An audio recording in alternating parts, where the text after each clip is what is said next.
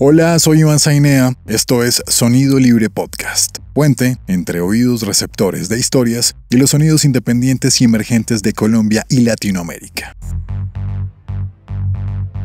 Esta es la edición 88 y hoy tenemos un gran invitado, nacido en tierras santanderianas. Fue guitarrista de la banda de Juanes durante una de sus giras. Hace algunos años fundó una banda llamada Popper y después de esta etapa funda la que para mí es una de las mejores bandas de rock and roll de nuestro país, Revólver Plateado.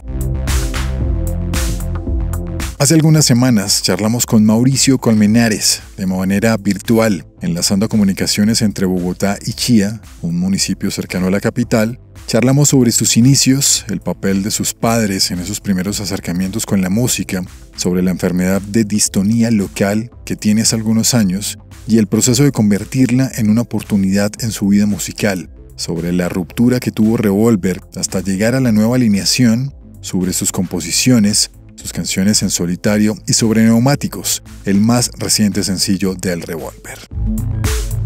Sin más preámbulos, en la edición 88 de Sonido Libre Podcast, Mauricio Colmenares de Revólver Plateado. Mi estimado Mauricio, buenas tardes, gusto saludarte. ¿Cómo va todo? Bien, Iván, muy contento. Aquí en Chía está haciendo un clima súper lindo. Sé que Bogotá está terrible, pero a nosotros nos está haciendo un día increíble. Qué bueno. ¿Cuánto llevas en Chía? Yo llevo en Chía desde principio de año, en enero. En enero decidimos venirnos para Chía con mi esposa. Y hermano, ha sido increíble. De verdad que ha sido He aprovechado mucho el trasteo porque estoy al lado de una montaña. Yo abro la ventana, veo una montaña, veo una iglesia. Justo aquí al frente estoy viendo una iglesia que se llama La Valvanera. Y es una iglesia que queda en la montaña, ¿no? Está sola. Y no hay nada a su alrededor. Entonces, eso le da... Yo no soy religioso, pero le da me da una sensación extraña, ¿no? Ver una iglesia sola en una montaña da una sensación... No sé, como que me imagino qué pasaría. ¿Por qué la hicieron allá? No sé, como que le da me da una sensación como medio romántica. Ok, interesante, chévere. Ha sido una nota, ha sido muy chévere estar acá, como alejarme de la ciudad, me ha ayudado un montón. Yo también creo que saqué de excusa el venirme para la montaña, saqué de excusa, dije, bueno, si voy a estar en la montaña, voy a aprovechar el lugar y este momento para escribir y para hacer experimentos y para componer mucho, para leer. Entonces ha sido una gran decisión. Qué bueno, envidiable la buena. Sí, gracias. Sí, a veces colapsa mucho el tema de la ciudad y bueno, es complicado. Sí, aparte que todo el mundo, mis amigos llegaban a mi casa fácil, entonces también había muchas distracciones a veces, ¿no? Y mucho ruido, entonces de verdad que ha sido un gran momento de mi vida. Yo lo veo como creo que siempre lo estuve buscando en los últimos años, pero no había dado ese paso. Y era el paso que necesitaba para cerrar unos ciclos que son necesarios y empezar otros. Y de verdad que estoy muy feliz en este momento de mi vida. Genial, me alegra muchísimo eso. Gracias. Oye, yéndonos por ahí al inicio, hablando de tu niñez, ese contacto que estuviste con la música, si no estoy mal, fue a raíz de que tu papá como que te estaba escuchando mucha salsa, pero también te llegó ahí como el blues. Cuéntanos un poquito cómo es la historia para entender como el hilo, ¿no? La familia de mi papá es súper, le encanta la música, los boleros, la salsa, y en esa época, eran que los 80s, mi papá escuchaba muchísima salsa, escuchaba a Héctor Lavoe, a Rubén Blades, a Willy Colón, y yo recuerdo cuando era niño ver esos videos y de hecho no sé cómo mi papá cómo conseguía esos videos de Willy Colón y Héctor Lavoe en Nueva York. Y mi papá tenía un bar que se llamaba El Toro Sentado, era un piano bar, se llamaba El Toro Sentado, y siempre han sido súper melómanos mis tíos y mi papá, y llevaban estos videos de salsa, y yo siempre recuerdo, ¿no? Como que se reunían ellos a ver esos conciertos en Nueva York, y yo niño, yo tendría que por ahí 5 años, y todo eso empezó a calar. Y cuando viajaba con mi papá, por ejemplo, a Santa Marta, que nos íbamos de vacaciones con mi familia, todo el tiempo era escuchando salsa en el carro, ida y vuelta, y yo creo que eso empezó a hacerme mucha mella. Y luego sucedió que mis papás trabajaban, mi papá y mi mamá siempre trabajaron, y yo me quedaba solo en la casa como con la nana, como con una señora que nos cuidaba y cuidaba la casa, y ellos de tarea siempre mi papá me decía: Mauro, me voy a trabajar y vas a para que hagas algo, ¿no? Como me ponían a hacer algo, era: escribe este disco de Rubén Blades, ¿no? Buscando América. Y era el acetato, ¿no? Era el acetato. Y yo recuerdo poner el lado A. Él me decía: hoy vas a hacer, cuando yo llegue tiene que estar escrito todo el lado A de este disco.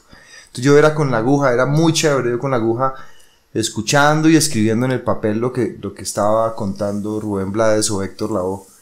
Y volvía y echaba para atrás la aguja y volvía y escribía todo el día. Y mis papás, sin darse cuenta, estaban, ¿no? creando un monstruo. Entonces yo escuchaba las letras, claro, con mucho cuidado, empezaba a entender un poco cómo se escribía, cómo escribían, de qué estaban hablando.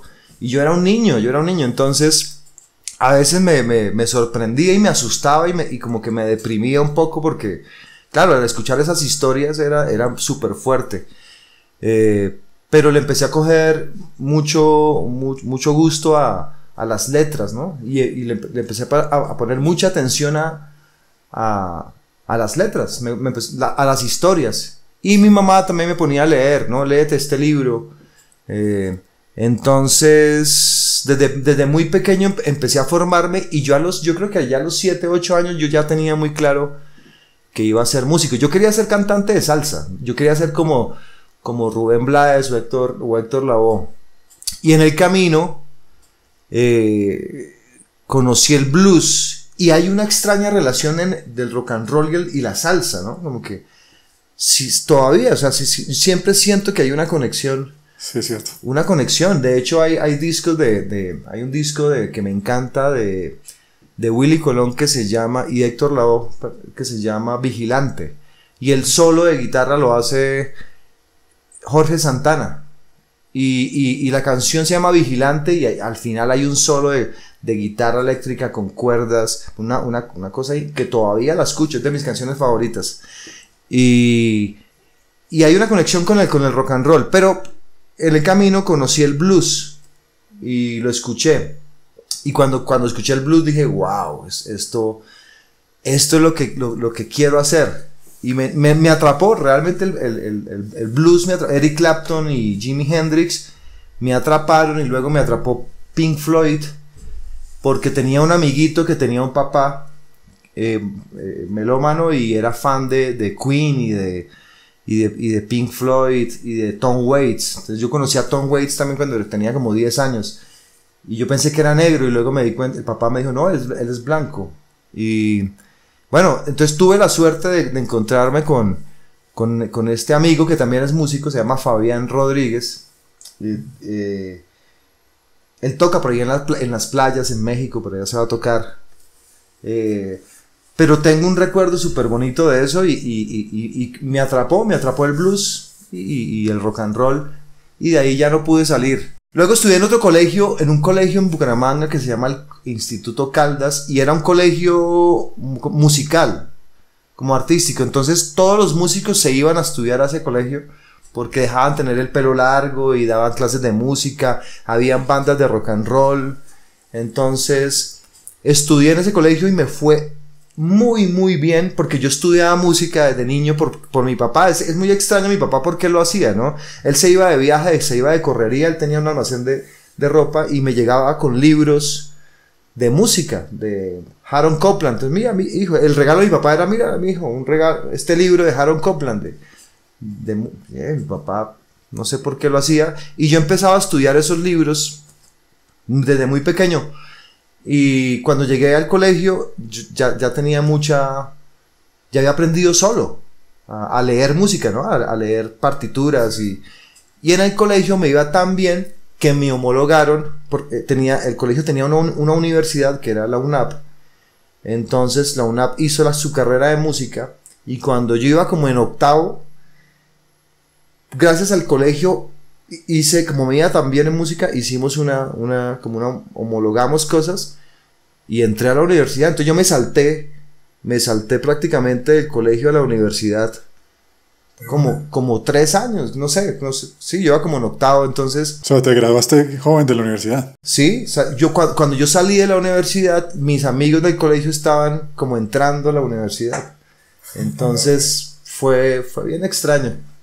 Oye, y algo, leyendo y buscando, investigando antes de, pues preparando la entrevista más que todo, me encontré con algo que es la enfermedad que te dio, distonía focal, se llama, ¿no?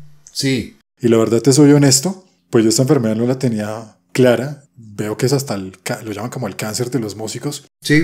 Pero te sirvió muchísimo como para, sí, no sé, reorientar la manera de tocar la guitarra, ¿no? Eso Iván, fue una historia dura. A mí me dio la enfermedad, uno supuestamente nace con distonía focal, okay. Pero puede que se desarrolle o no, pero yo según los médicos, uno nace con eso, yo nací con distonía, pero se me pudo haber desarrollado o no. Yo ya investigando, después de ya muchos años que investigo sobre eso, a mí se me desarrolló con Juanes. En la gira. En la gira.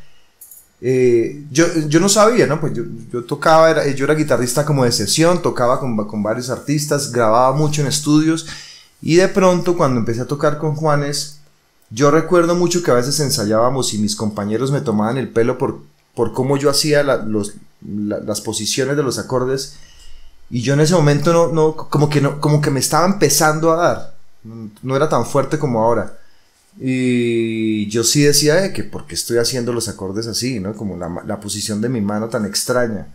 Y cada vez la mano se empezó a torcer. Mi mano ahorita está normal, ¿no? Es normal, pero cuando yo toco, coge una posición así como que se retuerce. Y de hecho hay fotos horribles donde yo veo mi mano tensionada, tenaz, es horrible. Pero claro, en ese momento me estaba empezando y la mano se empezaba a torcer. Y empecé a perder movilidad en el meñique y en este otro dedo. Es más fuerte en este dedo que en este. Y se me empezó a desarrollar, pero yo en ese momento no tenía ni idea de la enfermedad. Y yo pensé una cantidad de cosas, ¿no? La típica, la ignorancia. Entonces yo dije, es una maldición, es una... Sí, ¿no? Como que dije, no sirvo para la música. Definitivamente llegó un momento donde la música y yo no nos entendemos.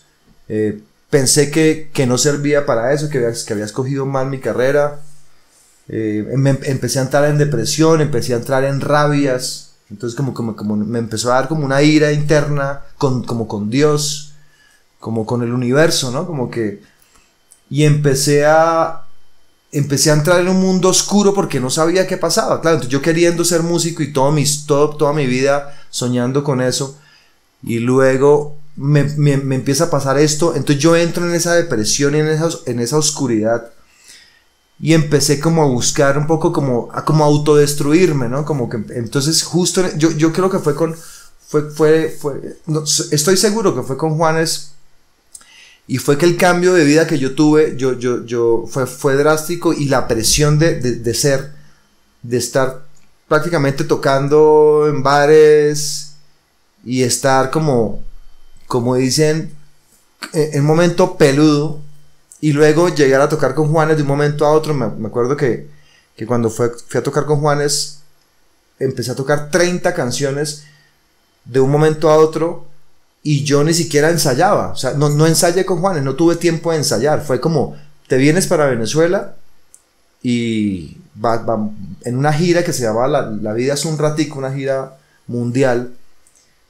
Y pues yo pasé de estar tranquilo a mucha presión, a hacer una gira con tantas canciones, con un artista tan grande como Juanes. En el pico Claro, entonces yo recuerdo que el primer día que toqué, Iván, yo me bajé del aeropuerto, dejé la maleta en el hotel y me fui directo al concierto. O sea, fue como que yo de hecho creo que ni siquiera fui al hotel. Creo que me bajé del avión, me subí a un bus y el bus me llevó al venue en Venezuela y me colgué la guitarra y hágale, súbete al escenario a tocar 30 canciones.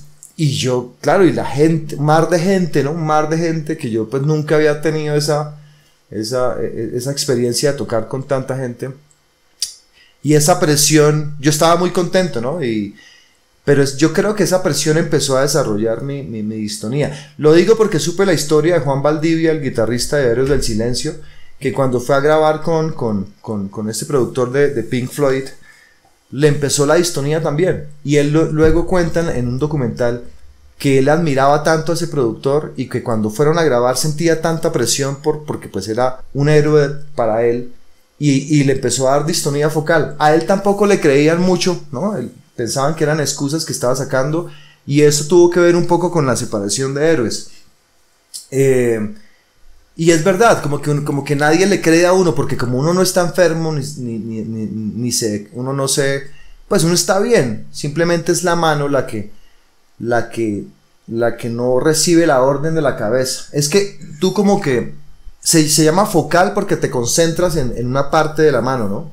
Entonces, yo me concentraba mucho en estos dedos, seguramente hay otro guitarrista donde se concentró en estos otros dos.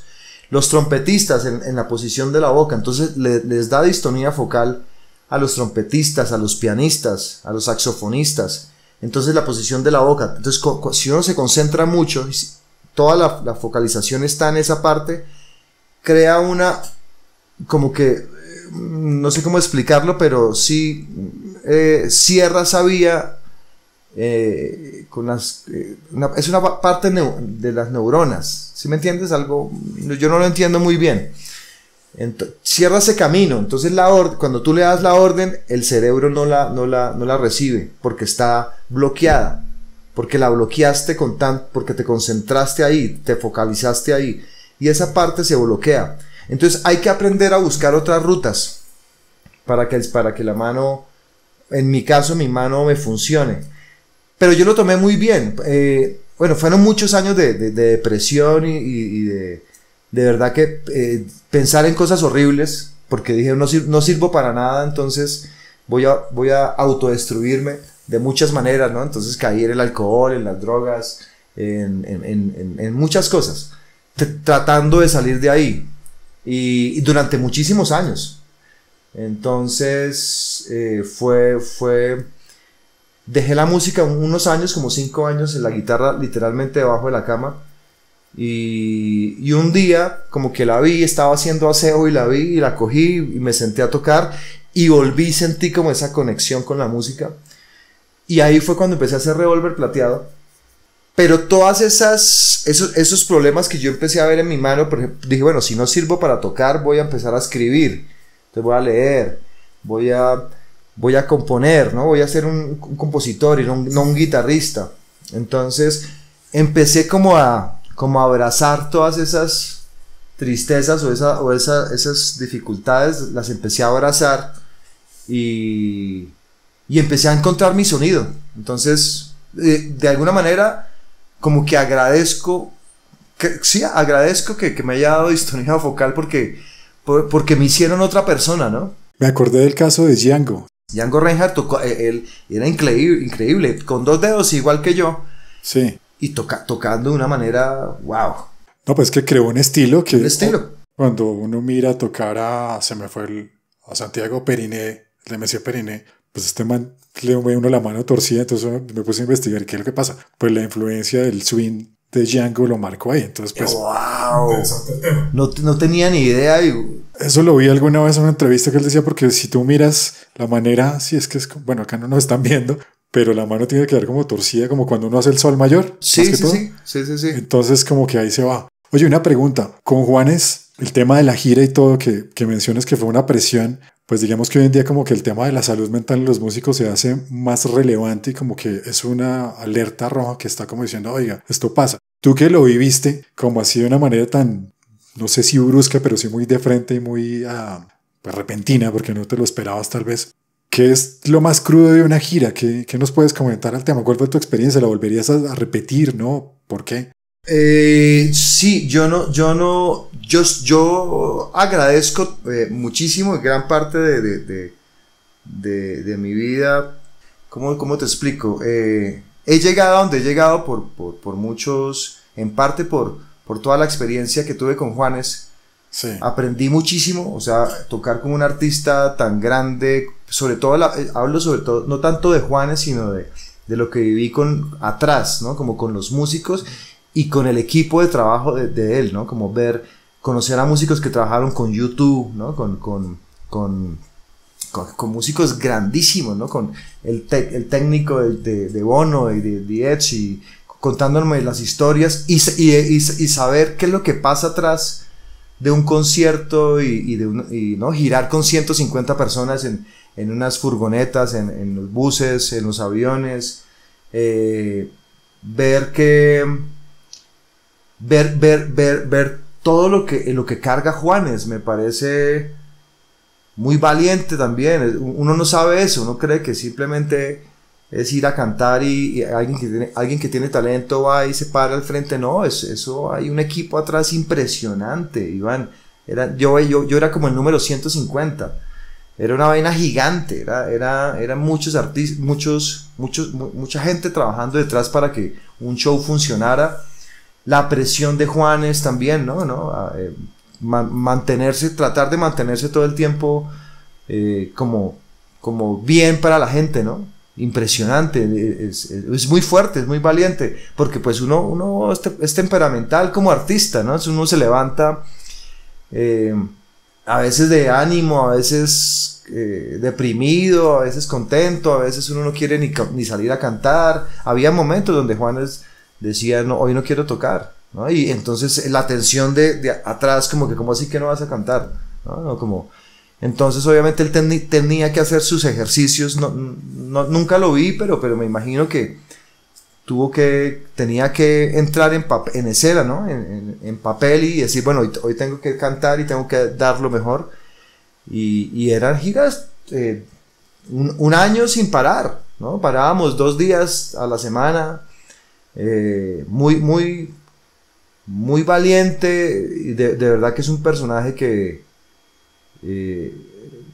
a mí nunca, no es que no me gustara, pero no era como mi música, pero siempre lo admiré mucho, ¿no? Siempre supe que era súper talentoso, pero después de la gira fue más, ¿no? Fue como, wow, este man es grande, es valiente, y aparte, sin contar la parte del talento, es demasiado talentoso. O sea, mucha gente dice, bueno, ¿y Juanes por qué está allá? Pues porque es un cabrón con mucho talento, ¿no? Es un guitarrista muy bravo, ¿no? Es increíble, te lo juro, es un artista increíble. O sea, es como, yo me sorprendía muchas veces que lo escuchaba tocando por ahí en el camerino, y decía, wow, este tipo nos da sopa y seco a todos. ¿Alcanzaste a estar en proceso de composición de algo de material de Juanes? No, lo veía en el camerino tocando guitarra, lo hacía de una manera increíble,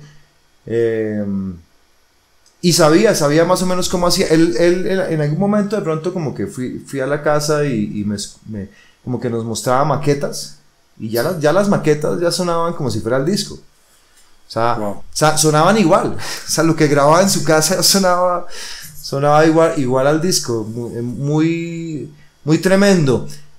Pero sí, cargar con esa presión, creo que estamos en un buen momento para aprender esas cosas, ¿no? Antes nadie nos enseñaba cómo vamos a manejar esas cosas, cómo vamos a manejar la fama, ¿no? Cómo vamos a manejar el dinero, cómo vamos a manejar la presión del público, la presión de la disquera, la presión del manager, la presión de uno también como artista, ¿no? Esa vaina de que, bueno, quiero ser artista y yo no me quiero vender, ¿no? Por decir, hablando de eso. Entonces a mí me pasa, ¿no? Me pasa muchísimo que yo a veces hago una canción y yo quiero hablar de unas cosas que sé que no van a, pues que son como muy mías, o de pronto nadie las va a entender, pero yo lo quiero hacer, ¿no? Entonces empieza la presión a veces con algunos de la banda. Mauro, pero ¿de qué estás hablando? Mauro, pero ¿por qué utilizas estas palabras? O Mauro, ¿por qué no hacemos una canción más comercial?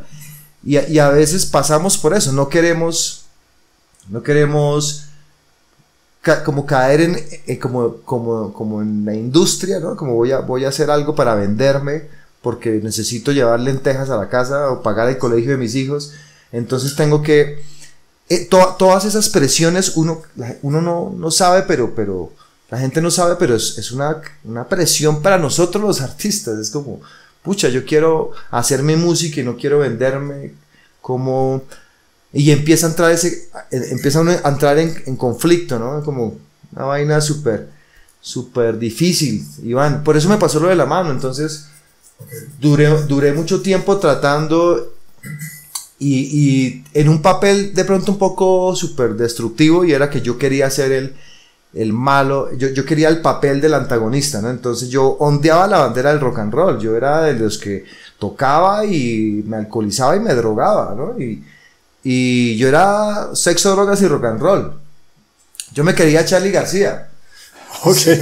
Entonces, y yo quería hacerlo, ¿no? Pero era como un papel también, y entonces yo quería ser también como el malo, ¿no? Como entonces yo llegaba al grupo y yo era el fastidioso, el Charly García, ¿no? Como que, pero era un papel de rock and rollero que yo quería vivir, ¿no?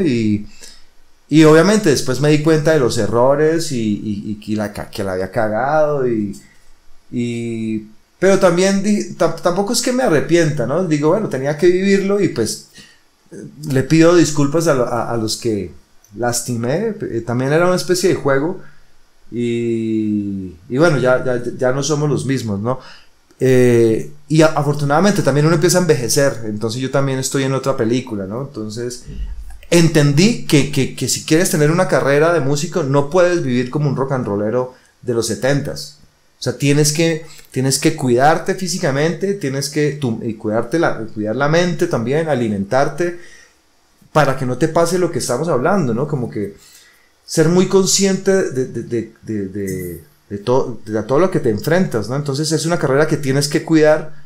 Y menos mal estamos en tiempos donde podemos aprender, ¿no? Entonces sí está bien que nos cuenten historias para que la mente no nos juegue, ¿no? Ahora me parece mucho más peligroso todo este cuento de Instagram, de TikTok, la presión de que vemos solamente que todo el mundo triunfa, ¿no? Entonces todo en el reggaetón, ¿no? Como que todos estos artistas que han salido de barrios un poco difíciles y que han logrado ser grandes estrellas.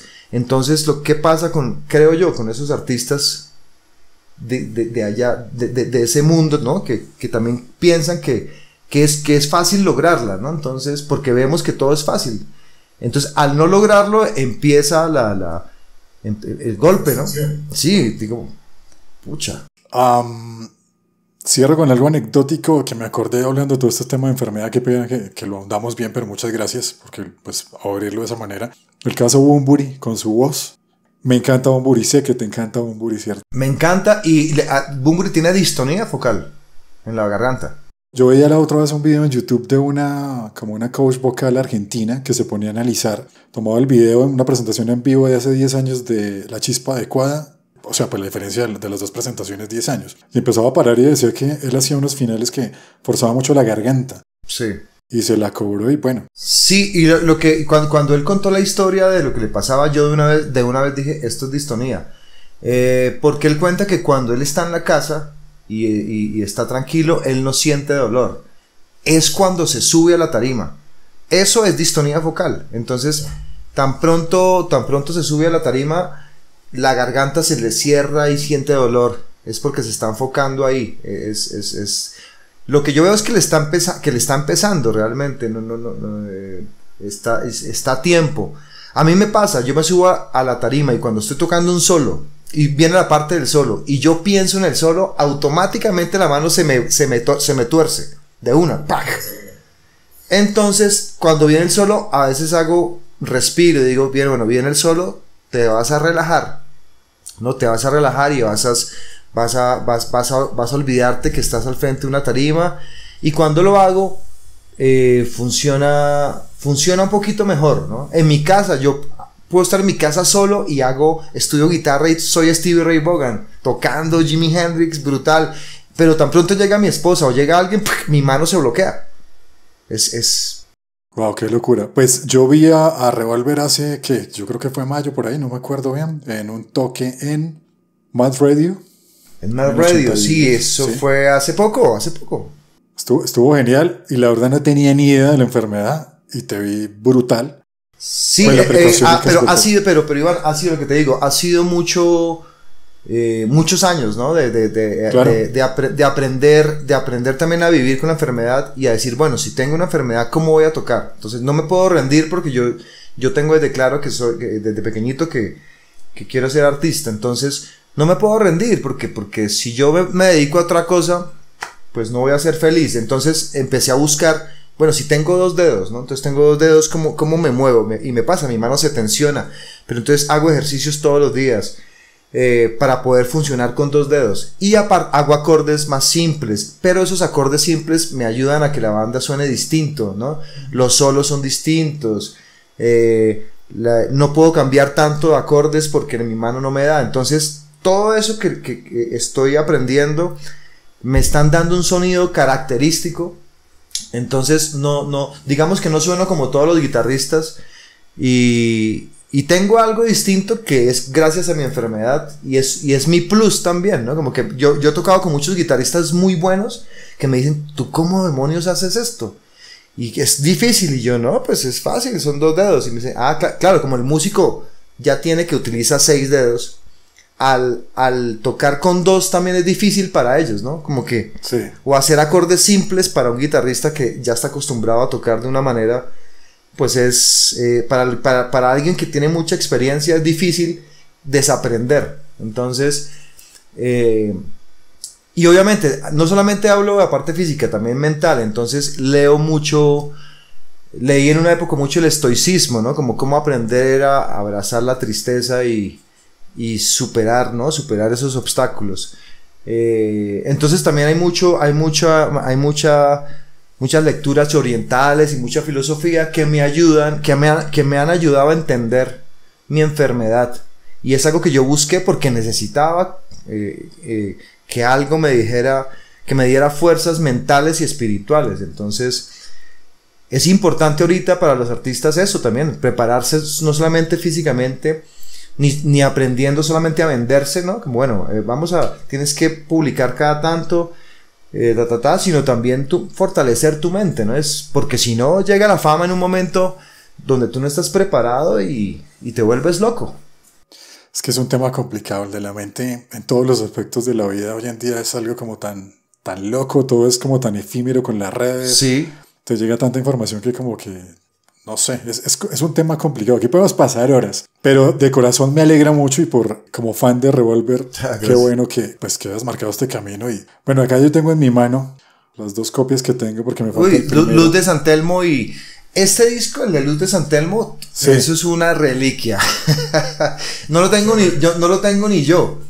¿En serio? No lo tengo yo y lo piden y aparte que la obra, el dibujo es se me olvidó de quién, es de un amigo, de un conocido artista, no me acuerdo de quién es. Karim Estefan.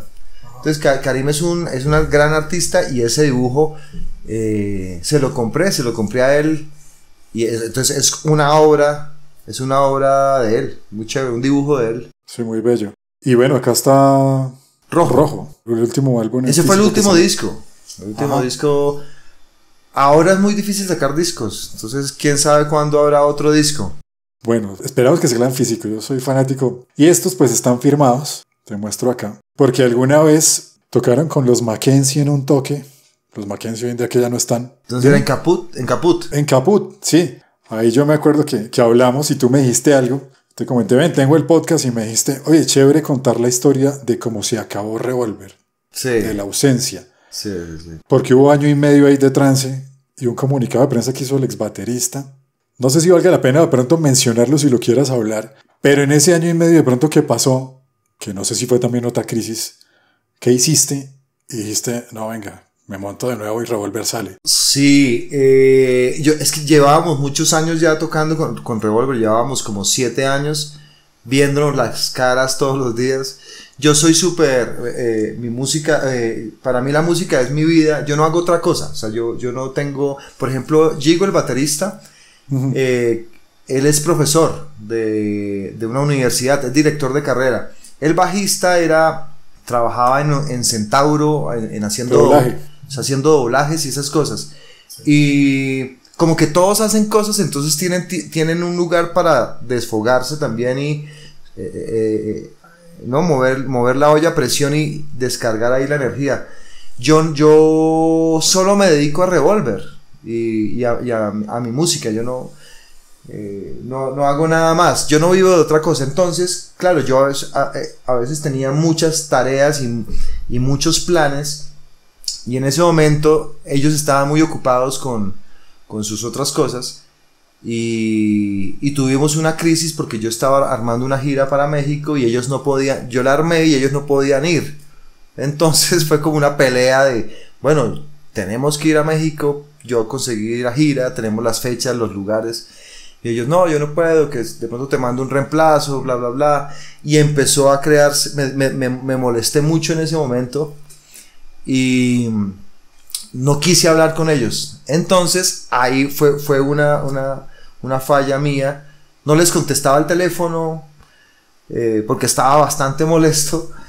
Y ellos lo tomaron como si como si la banda se hubiera acabado. Entonces sacaron un comunicado diciendo que se había acabado Revolver, y pues no sé, para mí no se había acabado, simplemente yo quería estar solo y necesitaba organizar mis ideas, y terminamos, se cayó ese castillo, pero se tenía que caer también, ¿no? Como que ya llevábamos mucho tiempo y se cayó, dejamos de hablarnos como 1 año y medio.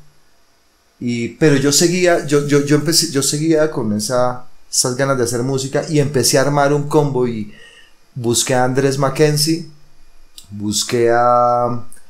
en el bajo, busqué a Juan Sebastián Caicedo en la batería, y empecé a armar otro combo, y fue el combo que tuviste en Caput, era Mackenzie, Juan Sebastián, y otro combo que yo armé, que de ellos ahorita no solamente está, pues Mackenzie no está, y el baterista tampoco, porque volvió Gigo. En pandemia nos juntamos otra vez, Gigo me escribió, hicimos las paces, igual ya nos extrañábamos, y después de pandemia, se acabó la pandemia y nos volvimos a juntar, y bueno, Mackenzie siguió con sus proyectos, y volvió un bajista que conocí que se llamaba Camilo.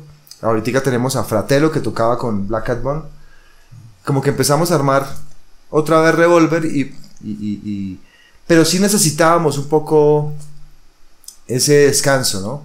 Ese descanso de no vernos las caras todos los días. Entonces fue positivo. Ahorita la relación con Gigo es muy, muy buena. Ya un poco más maduros también los dos, y ya estamos más organizados. También Revolver improvisábamos mucho. Después de tantos errores, ya como que dijimos, bueno, tú, Gigo, vas a manejar la parte de los contratos y el dinero, y tú vas a hacer tal cosa, y yo voy a dedicarme solamente a hacer canciones. Como que nunca lo habíamos hecho. Yo improvisaba muchísimo. Entonces, esa parada nos sirvió para organizar otra vez la banda y que funcionara mejor. Y estamos empezando otra vez, pero mucho mejor que antes, mucho más fuertes. Qué bueno, pues sí. Se supone que de las crisis es que se sabe, bueno, de qué está hecho, y pues sí, que sale a flote, y me alegra mucho. En el tema compositivo, la faceta o el rol de padre, ¿cómo te cambió de pronto a ver la música, a la inspiración? ¿Hubo algún cambio? Sí, cambian cosas. Al principio te vuelves un poco más sentimental. Entonces sí, hay cosas que empiezan a eclipsar tus letras, ¿no? Sentimientos que de pronto antes no pensabas mucho en eso. Sí sí te dan, o sea, primero te da tener hijos te da una fuerza extra, ¿no? A mí, en este caso, a mí me dio tener, yo tengo 2 hijos, me dan ganas de vivir, por decirlo de alguna manera, entonces me inspiran a trabajar más, ¿no? Como que bueno, voy a trabajar también por ellos, no solamente por mí, sino voy a trabajar por ellos. Voy a ser mejor persona, voy a crecer. Sí, en mi caso me dio un empujón y un poco más de luz. Mis letras siempre tienen un poco de oscuridad, casi todos. A mí me gusta un poco la oscuridad, pero ellos sí me han dado, como que me han hecho voltear mirar hacia otros lados un poco, y también irme un poquito hacia la luz, y cada vez me gusta más también, como ser un poco más, no digo que yo sea malo ni nada por el estilo, pero sí me gusta esa tener un pie en la oscuridad. Me gusta la música así, pero ellos me han llevado hacia el otro lado, y eso para mí es nuevo, entonces irme a hablar de otras cosas, utilizar también otros tempos, otros ritmos que yo antes no, un poco más alegres y más bonitos, más amables, me dan alimento y me dan más opciones, y es más, la paleta de colores es más amplia, ¿no? Qué bueno eso. En ese trance de la pandemia, fue este año, no lo recuerdo bien. Bueno, empiezas a sacar música nueva, pero como Mauricio. Sí. Yo me preguntaba, ¿no? Ya, gracias, pues te lo puedo preguntar hoy. Porque yo decía, bueno, la banda arranca, pero Mauricio saca música. Entonces como que a veces uno se puede confundir como público y decir, ¿será que la banda se acabó y esto fue solo que sacamos de este tema? Y porque de alguna u otra manera, sí, si uno se pone a analizar las canciones, porque es algo muy concienzudo que hay que hacer para escuchar lo que compones, y es sentarse a escucharlo literal y analizar, porque no es como que pasó la canción y ya. O sea, si uno quiere sentarse a mirar la letra, esa influencia que tenías de La Voz, de Blades, es realmente sentarse a escuchar la letra e interpretarla. Entonces como que uno quedaba ahí un poco ambiguo en ¿para dónde va la cosa? Sí. Pasó cuando llegué aquí a Chía, yo necesitaba unos cambios en mi vida como fuertes, ¿no? Como que estaba en un bucle queriendo salir de ahí, pero no podía en la ciudad. Lo que te decía sí, estaba necesitaba cerrar un ciclo y empezar otro, y fue una excusa venirme para acá, y empecé a hacer un ejercicio dije, voy a hacer un disco mientras tengo tanto tiempo libre, y quiero aprovechar este momento en la montaña, y cambiarme de casa también me daba una nueva energía. A mí me pasa eso, a mí me encanta cambiarme de casa, me encanta. Cada vez que llego a un lugar me siento, sí, es una casa nueva, ¿no? Como que una nueva energía. Me pasa con los instrumentos, cambio de guitarra todo el tiempo, las vendo y compro otras, porque una guitarra nueva me da como una energía extraña, ¿no? Como, una guitarra nueva, voy a estudiar más. Como que si me quedo con la misma guitarra, de pronto la abandono un poquito. Entonces me gusta mucho eso. Y venirme para acá dije, voy a hacer un ejercicio, voy a escribir todos los días, voy a leer todos los días. Y tengo tantas canciones en mi cabeza, o sea, muchísimas. Y a veces yo no sé para dónde va esa canción. Digo, bueno, esa canción es para Revolver o es para mí. Entonces tengo que entender que Revolver tiene un sonido más rock and rollero, un poco más oscuro, pero hay canciones mías que son super folk, ¿no? Muchas baladas, muchas canciones tristes, y no quería que Revolver se volviera eso, o sea, como que toda mi catarsis dársela a Revolver. Entonces se iba a convertir en una banda de baladas, y dije, no, Revolver es una banda de rock and roll, ¿no? De rock and roll, y queremos que se vaya por ese lado. Y mis canciones pop, y mis canciones folk, y mis experimentos que quiero hacer, pues necesito crear un proyecto para poder hacer eso con toda la libertad. Si quiero hacer un bolero lo hago, si quiero hacer una salsa la hago, si quiero hacer un folk, un pop, algo más arriesgado lo hago. Con Revolver no se puede mucho, ¿no? Como que la gente no entiende se puede molestar si hacemos otros ritmos, ¿no? Como, ¿por qué Revolver haciendo un reggae? Si estoy solo lo puedo hacer, ¿no? Como que digo, si estoy solo puedo hacer lo que quiera. Y también con Revolver tengo otro color al escribir. Es un poco más, no parece, pero es un poco más social y hay bastante crítica. En Revolver hay bastante crítica. Y lo que pasa es que lo digo de otra manera, pero sí hay muchísima crítica. Y lo mío sí es completamente historias, ¿no? De libros, de experiencias mías. Entonces, con lo mío sí es meramente un ejercicio. De hecho, hay canciones que no me gustan, pero como quiero guardar ese ejercicio que estoy haciendo, las estoy sacando. Ya he sacado 4 canciones, ahorita saco una quinta como Mauricio Colmenares. Pero quiero como tener ese recuerdo de mi vida, grabando un disco completamente en mi casa, con un micrófono barato, con una guitarra barata. No voy a ningún estudio de grabación, todo lo grabo en mi casa. Entonces ha sido un ejercicio para controlar mi ansiedad, porque soy súper ansioso. Entonces, decir, bueno, voy a grabar con esto y no voy a utilizar más cosas. Y ha sido un gran ejercicio para mí, personal, para crecer y para controlar la ansiedad, ¿no? Por ejemplo, yo antes escribía borracho. Entonces, ahora me levanto y cojo el café, tomo café, escribo sin estar alcoholizado. Es otra dinámica, ¿no? Escribir en las mañanas, no evitar todo eso, ¿no? Como todo, ¿no? Como intoxicarme. Entonces, ha sido como si fuera un rehab, una rehabilitación. Entonces, sí estoy aquí como tranquilo y estoy en serio que es como un centro de rehabilitación. No quiere decir que yo estuviera pues mal, pero sí levantarme y tomarme un café y alejarme de todo, hacer ejercicio. Sí veo los cambios, sobre todo ahorita al principio es duro y como que tú no ves, pero llega un momento donde dices, wow, sí estoy mejorando mi forma de escribir y todo. Mira que yo antes escribía mucho en el papel, ¿no? Y escribir en el papel siempre me llevaba a lugares muy oscuros, por alguna razón, tal vez el acto romántico de coger el papel y escribir, como que me llevaba a meterme, ¿no? Introspección, ¿no? Como meterme ahí adentro, a esas aguas profundas, peligrosas, donde se puede uno ahogar o le sale un tiburón y te mata.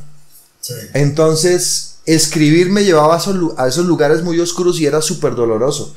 También, ¿no? Yo terminaba de escribir y ese día ya estaba deprimido, porque claro, estaba tocando heridas que ya se habían cerrado o estaban por allá guardadas. Entonces terminaba yo llorando, no, porque obviamente escribiendo en un papel y viajando al pasado, como que todo eso era bastante doloroso.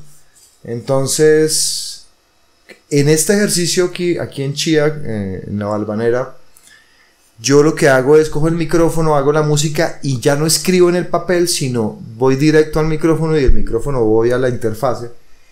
Entonces canto directamente a la interfase sin escribir en el papel. Y ese acto es menos doloroso, es más superficial.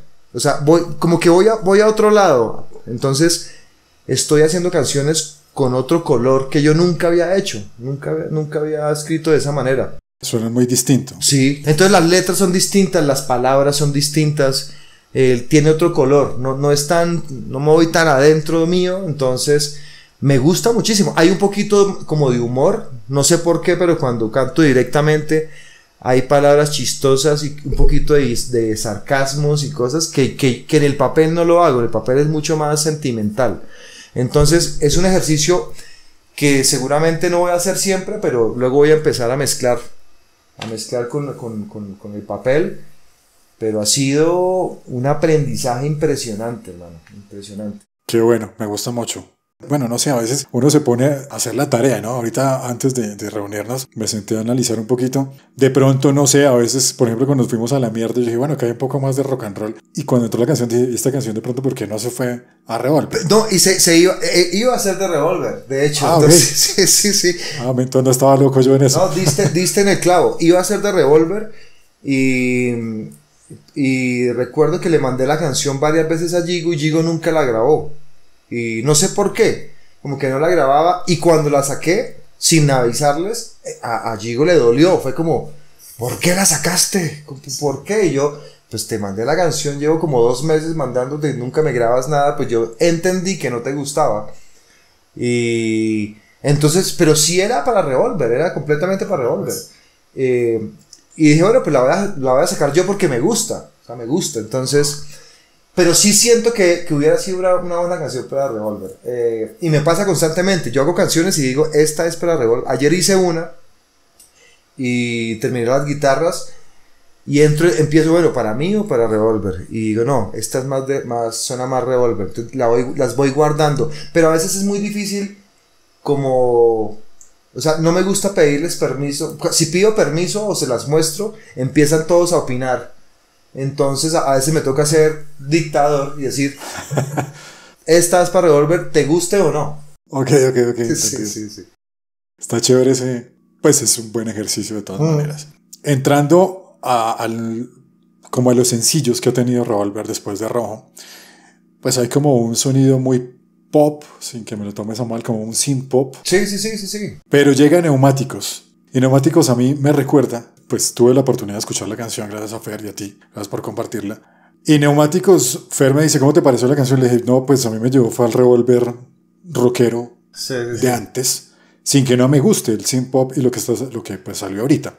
Orden Cosmos se construye a raíz del synth, ahorita se abre de pronto a otra perspectiva. Sí, cuando hicimos Orden Cosmos, con David se compró una cantidad de sintetizadores y fue de verdad, o sea, David compró como unos 5 teclados increíbles y yo quería cambiar y sí compramos unas drum machines, casi no había guitarras, fue a propósito y como que en algún momento me quiero hacer un disco como con muchos sintetizadores. Me encantan los sintetizadores y las drum machine. Soy fanático de las drum machine. Me gusta ese sonido como de Depeche Mode, ¿no? Como que me encanta. Es de mis bandas favoritas. Y siempre he querido hacer un disco así. Entonces con Orden Cosmos sí tuvimos la intención de hacerlo.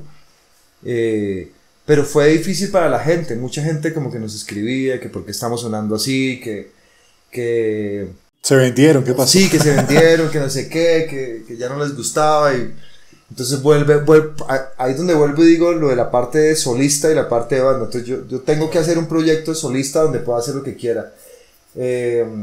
Sí, Orden Cosmos estaba lleno de sintetizadores y queríamos que fuera más arriesgado, mucho más arriesgado. Entonces, y la banda entra en pelea. A Gigo, por ejemplo, no le gusta. Entonces, Gigo es mucho más rockero. Entonces empieza uno como a negociar. Bueno, ¿y cómo hacemos para que estemos todos contentos, no? Y duramos. La última vez que sacamos una canción fue en el septiembre del año pasado. Sacamos Camaleón. Y la anterior fue Araña Subnormal. También fue el año pasado. Creo que sacamos como 3 canciones del año pasado. Y durábamos un año y ya la banda me está diciendo, Mauro, ¿qué pasó con las canciones de Revolver? Y yo, espérate que estoy escogiendo las canciones que yo creo que sí deben ser de Revolver. Porque hemos grabado varias, pero no las hemos sacado. Porque no, para mí no son como hits, no son como sencillos, ¿no? Tenemos grabada como 3 canciones, pero yo no creo que deban salir todavía. De pronto, si sacamos el disco completo, las podemos meter. Pero como sencillo yo quería sacar una canción como Neumáticos, que es una canción... O sea, a mí me encanta Neumáticos. Es como rock and rollera, medio de Depeche Mode, pero no hay tantos sintes como en las anteriores. Pero, perdón te interrumpo, pero la guitarra sí entra como protagonista. Y de hecho tiene como como su blusecito por ahí oculto, Claro, blues rock. le diste en el clavo, porque también una de mis tareas este año, estoy en carrera armamentista, entonces estoy comprando pedales que nunca lo había hecho tampoco. Entonces este año una de mis tareas fue, bueno, y aparte me voy a armar de muchos pedales, y utilicé mucho un pedal que es un fuzz, que se utiliza mucho en el stoner y en el blues. Sí. Lo utilizaba mucho Jimi Hendrix y Gary Clark. Entonces los pedales también me ayudan a sonar así. Y neumáticos precisamente tienen mucho ese fuzz, que es un fuzz, es un voodoo se llama, que utilizaba Jimi Hendrix. Entonces lo utilizo, entonces cuando lo enciendo tiene esa onda bluesera, ¿no? Hay mucho blues, muchísimo blues. La próxima canción de Revolver también que va a salir es muy bluesera también, tiene distorsiones fuertes, ¿no? Bien medio Muse. Qué chévere. Sí, bien esa onda. A mí me llamó la atención la guitarra, así como te digo, porque entra de una. Me llamó mucho la atención el xilófono que hay ahí como en... Sí, en una parte hay un tecladito ahí medio Tear for Fears, sí. Sí, suena como un xilófono. Sí. Como suavecito, luego estalla la canción y el final es un piano supremamente sencillo que está en unas notas graves que entra como en contratiempo. Sí, bien. Pregunta-respuesta. Sí. Qué locura para cerrar esto. Sí, claro, me encantó. Esa canción yo la hice porque pensaba, necesitábamos una canción. Siempre abrimos con una canción que se llama Los Árboles. Siempre abrimos con esa canción porque nos da como poder, como que nos empodera, ¿no? Es una canción que la llevamos tocando tanto tiempo que necesitamos tocarla para... Si nos suena bien esa canción, es como que ya nos vamos en coche. Sí. Si tocamos otra, puede ser, pero si nos va mal, si la primera canción nos va mal, puede que nos mal viaje. Entonces, si la primera canción suena mal, toda la banda puede perder un poco la moral. Entonces, es como que necesitamos una canción que nos mande a pelear fuerte. Entonces, llevamos tocándola muchísimos años. Entonces yo dije, voy a hacer una canción, otra, que nos sirva de intro. Y empecé a hacer la canción y iba a ser muy distinta, Neumáticos iba a ser muy distinta. Y empecé a hacerla, y tenía un bombo, era medio etérea, medio Pink Floyd. Y de pronto cogí una batería y la puse en la canción. A ver qué tal sonaba. Dije, voy a poner esta batería a ver. Y cuando puse la batería, fue como una explosión. ¡Puf! O sea, me mandó para otro lado. Pero ya tenía la letra, ya tenía la melodía, ya tenía la armonía. Pero cuando le puse la batería encima, fue como, wow, esto se puede ir para otro lado que no me lo esperaba. Y empecé por la parte de atrás, o sea, empecé por el final, empecé por el piano. Entonces por eso ese final es tan extraño, ¿no? Pero ese fue realmente el final de Neumáticos, era el principio de la canción.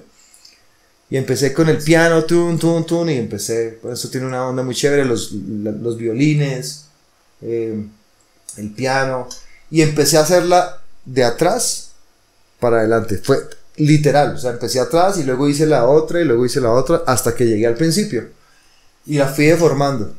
¿De qué habla Neumáticos? ¿La letra cómo la puedes definir?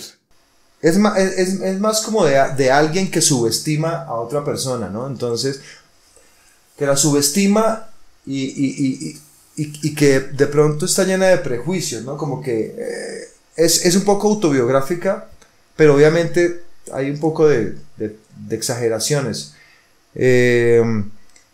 Sí habla de alguien que ve a otra persona justo en un momento de su vida, que no quiere decir que sea la constante, ¿no? Entonces, si yo te conozco a ti y justo tú ese día te caíste y te tropezaste y fuiste torpe, de pronto yo me puedo ir con esa impresión de que tú eres alguien torpe, ¿no? Por decir, porque te vi ese día, pero resulta que ese día tú por alguna razón estabas distraído, y no quiere decir que seas así, sino que ese día, pues, tenías cosas en tu cabeza que te hicieron torpe. Entonces habla un poco de eso, ¿no?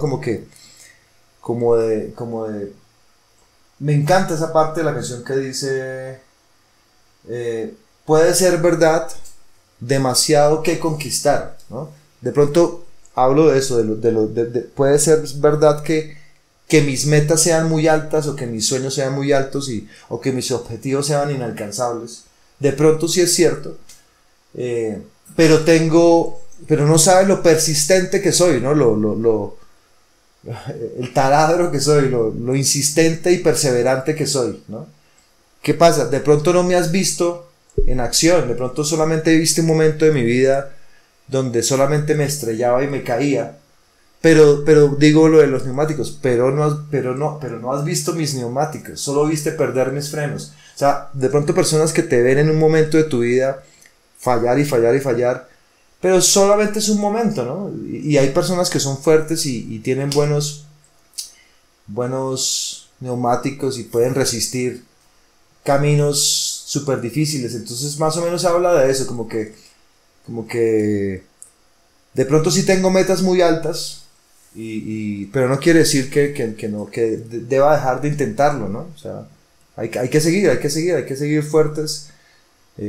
Así el camino sea lleno de obstáculos, hay que seguir ¿no? Sí, hay que seguir. Hay que darle a la carretera. Sí, hay caminos sin desviarse. Sí. Mauricio, ¿escuchas podcast?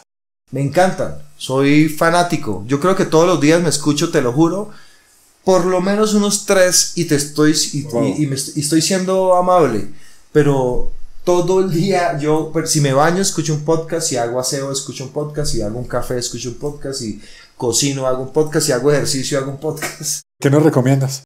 Me encanta mucho Diego Rusarín, o Rusarín Brothers, o sea, ellos son como un grupo de filósofos que tienen unos,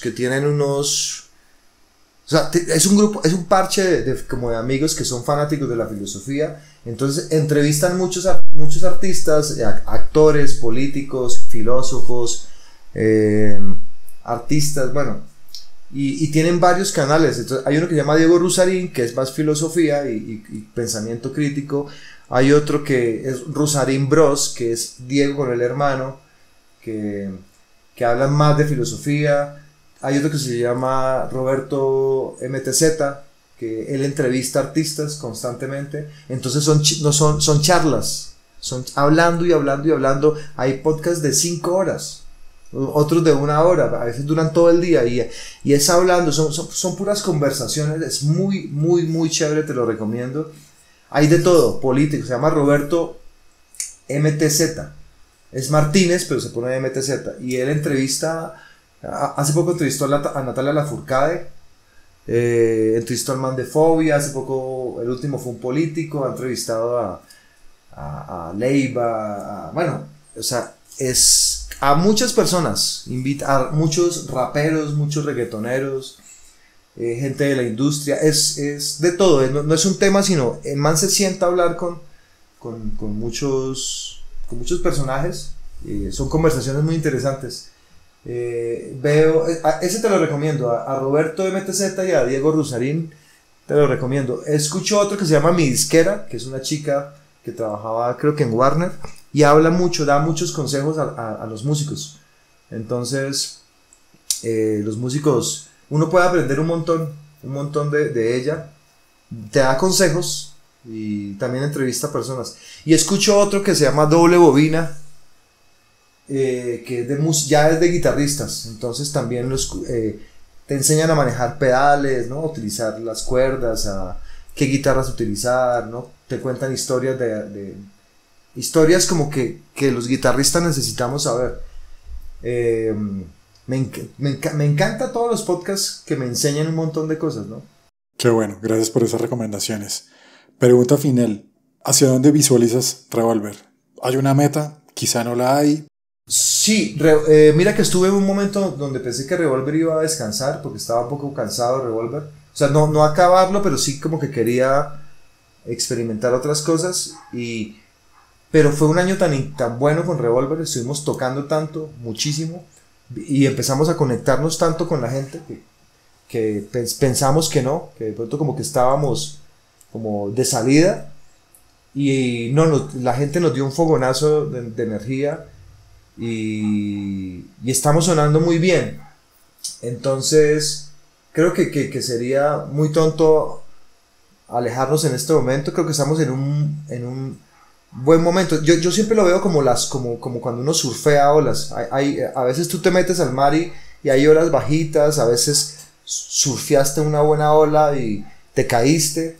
Entonces hay que saber muy bien en qué ola surfear, y estamos sintiendo que estamos subiéndonos a una ola interesante y estamos más preparados. Yo creo que no nos vamos a caer de ola tan fácil como la anterior.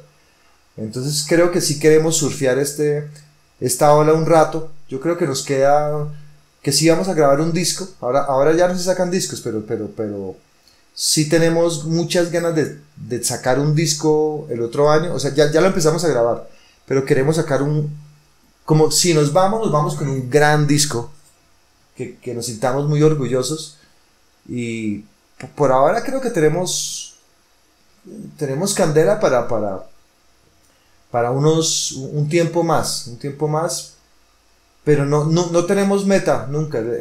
Es el camino, como decía Bunbury, ¿no? Como que el camino es el viaje, ¿no? Es lo interesante, ¿no? Llegar sería muy aburrido, ¿no? Como, ya llegamos hasta donde queremos. Siempre es como ese sueño de que en esa isla hay un tesoro. Entonces vamos a buscar ese tesoro. Y nunca lo encontramos, ¿no? Lo interesante es el viaje y la aventura. Entonces estamos en ese... Hay bastante todavía. Pues me alegra muchísimo. Creo que ya tienen los neumáticos ahí firmes para arrancar ese camino. Gracias. Pues... Viene un video increíble. El video que hicimos de neumáticos lo grabamos con Leo Carreño. Y es un video cool, muy cool. ¿Cuál es el concepto del video? Estamos tocando en un sitio como abandonado. Fue medio improvisado, pero linda, la imagen es muy linda. Nos gusta mucho el color de Leo, y es más eso, es como que estamos tomando el pelo en un sitio abandonado, pero con una muy buena imagen, y fue divertido, va a estar chévere. Pues invitarlos a todos a que escuchen Neumáticos, exploren esta gran canción. La verdad está muy buena esta vuelta que tiene Revolver. Y Mauricio, pues todo un honor. Lo mismo. ¿Cómo te sentiste? Muy bien, yo la paso muy bien, me encantan las entrevistas, los podcasts, me encantó hablar contigo, hermano, hoy por la mañana estuvo genial. Igualmente, me alegra mucho la energía que transmites ahorita. Gracias, Iván. Qué bueno eso, se siente en la música, se siente en el escenario.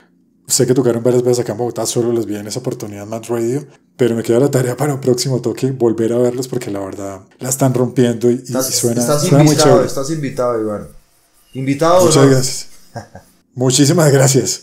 Un honor haberte tenido acá y bueno. Gracias por la invitación y bueno, ahí nos vemos pronto.